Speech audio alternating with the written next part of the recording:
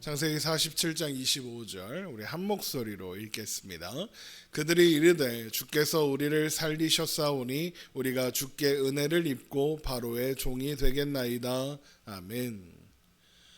야곱과 그의 가족들이 애굽으로 들어갔고 요셉은 계획했던 대로 고센 땅에 그들을 정착시킬 수 있었습니다. 그렇게 야곱과 그의 가족들이 안전해진 후 기근은 더욱 심해졌고 그 결과 애굽을 비롯한 주변의 모든 땅이 황폐해졌습니다. 창세기 47장 13절입니다. 기근이 더욱 심하여 사방에 먹을 것이 없고 애굽 땅과 가나안 땅이 기근으로 황폐하니. 그러니 더욱 많은 사람들이 요셉을 찾아올 수밖에 없었겠죠. 또 그렇게 애굽과 가나안의 모든 돈이 애굽으로 모이게 되는 겁니다. 창세기 47장 14절입니다. 요셉이 곡식을 팔아 애굽 땅과 가나안 땅에 있는 돈을 모두 거두어 들이고 그 돈을 바로의 궁으로 가져가니. 그렇게 애굽의 왕실은 부유해졌고 자연스럽게 왕권도 강화되었습니다. 그러했으니 어떻게 바로가 요셉을 총애하지 않을 수 있었겠습니까? 그런데 문제가 생겼습니다. 식량 생산이 어려운 상황에서 식량을 구할 수 있는 곳은 애굽뿐인데 돈이 고갈된 겁니다. 그래서 더 이상 식량 살 돈이 없어진 거죠. 그랬던 사람들이 요셉에게 몰려와 돈이 떨어졌다고, 하지만 식량이 필요하니까 먹을 것을 달라고 이렇게 요청하게 되는 겁니다. 창세기 47장 15절입니다. 애굽 땅과 가나안 땅에 돈이 떨어진지라 애굽 백성이 다 요셉에게 와서 이르되 돈이 떨어졌사오니 우리에게 먹을 거리를 주소서 어찌 주 앞에서 죽으리이까.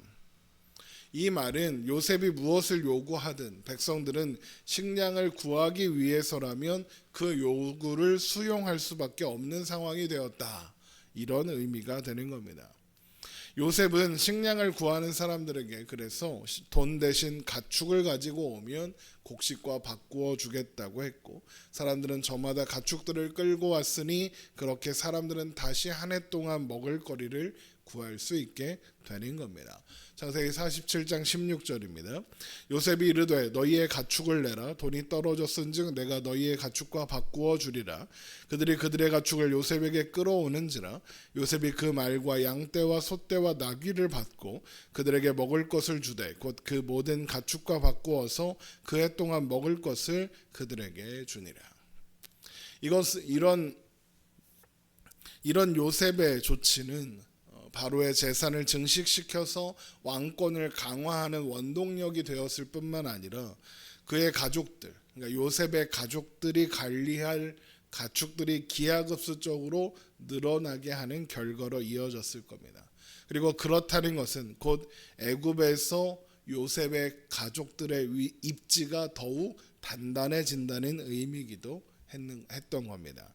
이제 애굽 사람들은 기피하는 목축업을 담당하는 야곱의 가족들은 요셉이 아니어도 애굽에 꼭 필요한 사람들로 인식할 수밖에 없는 그런 상황이 되는 거죠. 그렇게 요셉은 백성들의 생명도 살리고 바로의 왕권을 강화하는 한편 야곱의 가족들의 안전을 보장하는 어떤 탁월한 행정력을 발휘하고 있는 거죠. 그런데 해가 바뀌고 다시 새해가 되었을 때에도 상황은 변하지 않았습니다.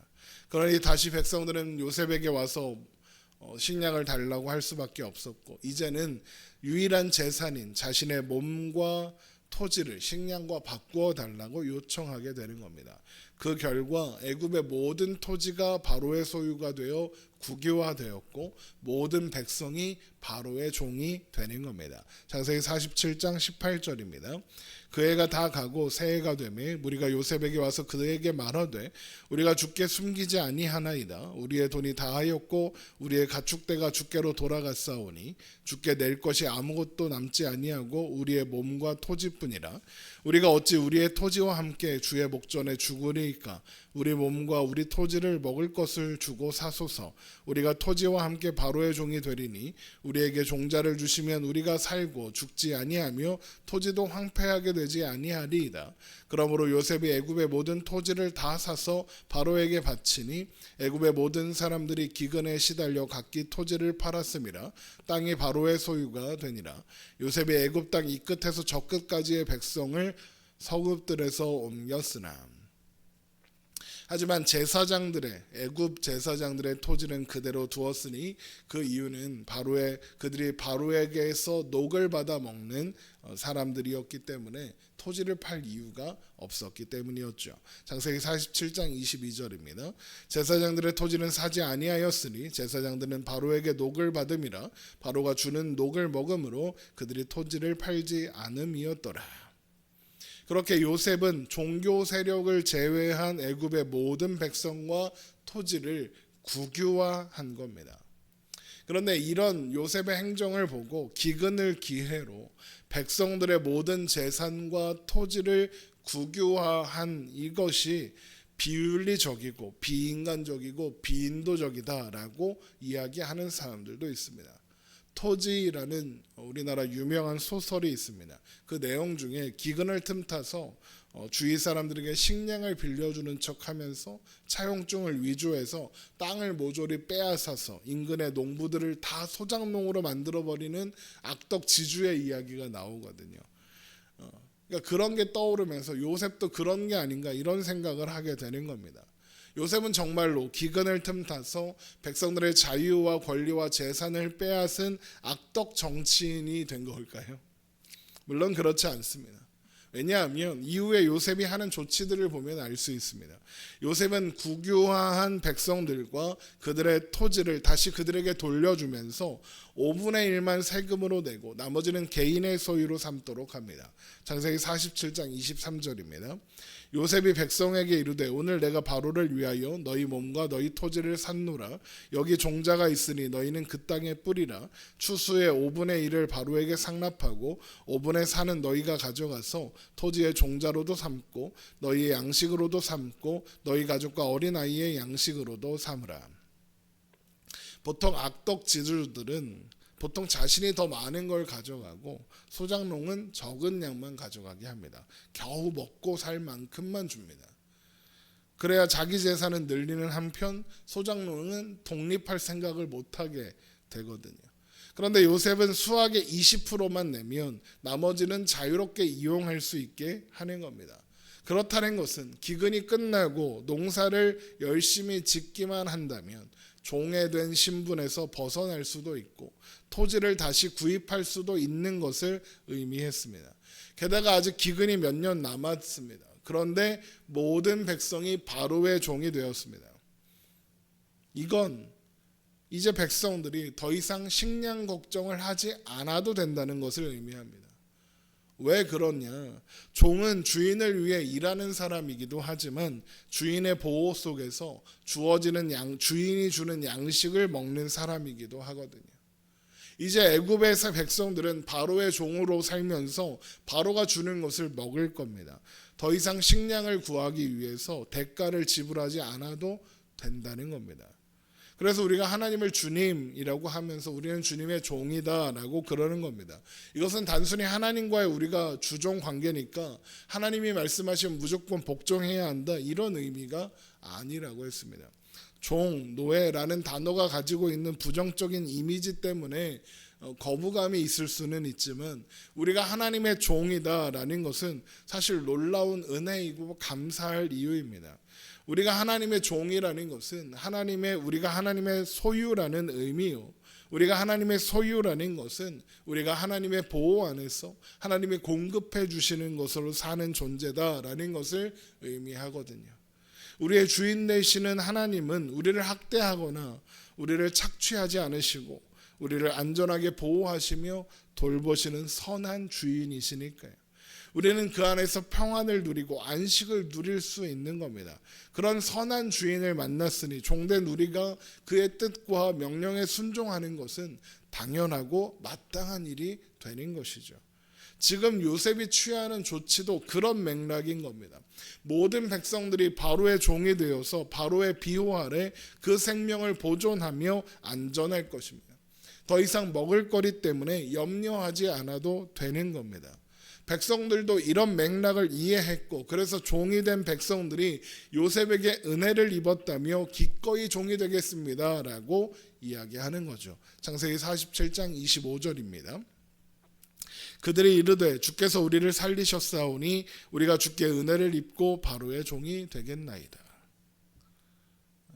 스스로 은혜를 입었다 고백하며 종이 되겠다고 하는 겁니다. 그렇게 요셉은 애굽의 새로운 토지법을 세우게 되는 겁니다. 창세기 47장 26절입니다. 요셉이 애굽 토지법을 세우매 그 5분의 1이 바로에게 상납되나 제사장의 토지는 바로의 소유가 되지 아니하여 오늘날까지 이르니라. 그래서 이 오늘날까지 이르리라, 이 시점이 언제겠습니까? 모세가 이 이야기를 기록하는 출애굽 이후의 시대까지를 말하는 겁니다.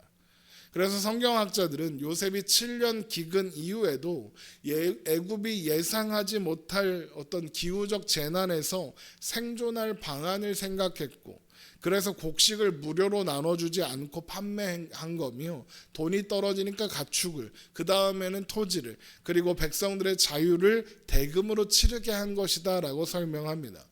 요셉은 7년 기근 이전, 그러니까 7년 풍년 동안 애굽의 각 도시에 창고를 지어서 곡식을 비축하게 했었습니다. 당연히 백성들에게도 기근을 대비할 것을 명령했었을 겁니다. 그러나 기근이 시작되자마자 모든 백성들이 굶주렸습니다. 이것은 백성들이 이방인 출신 총리인 요셉의 말을 귀담아 듣지 않았다는 의미가 되는 겁니다. 동시에 그런 요셉을 총리로 세운 바로를 의심했다는 의미죠. 그런데 그 결과 기근이 오자 백성들이 바로 굶주리기 시작한 겁니다. 요셉은 이렇게 된 원인을 토지 제도에서 찾았고, 이런 일이 다시 일어났을 때 가장 효과적으로 대처할 수 있는 토지법을 세우고자 했다는 겁니다. 실제로 요셉이 세운 토지법은 유효했고 오늘날까지, 그러니까 모세가 이 글을 쓰는 출애굽 이후의 시대까지 유지되는 겁니다. 그렇다는 것은 요셉을 모르는 바로가 일어난 시대의 바로들도 이 토지법이 유효하다고 판단했다는 의미겠죠.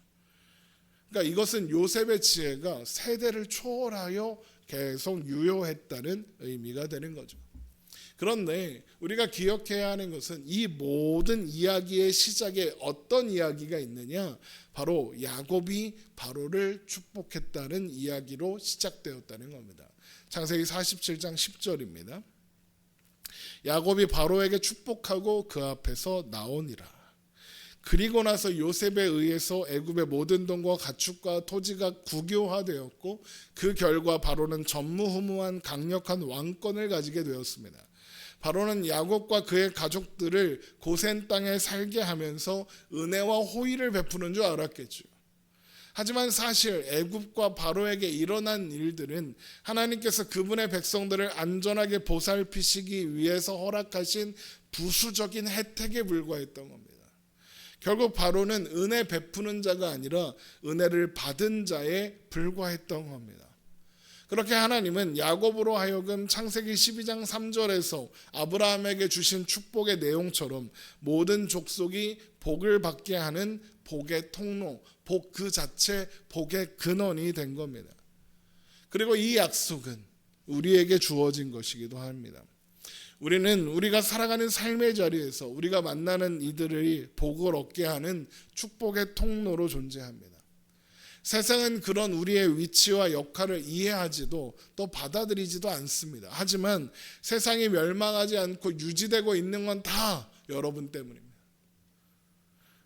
하나님께서 우리를 통해 천하 만민이 복을 얻게 하시는 일이 여전히 진행 중이기 때문에 세상이 아직 유지되고 있는 겁니다.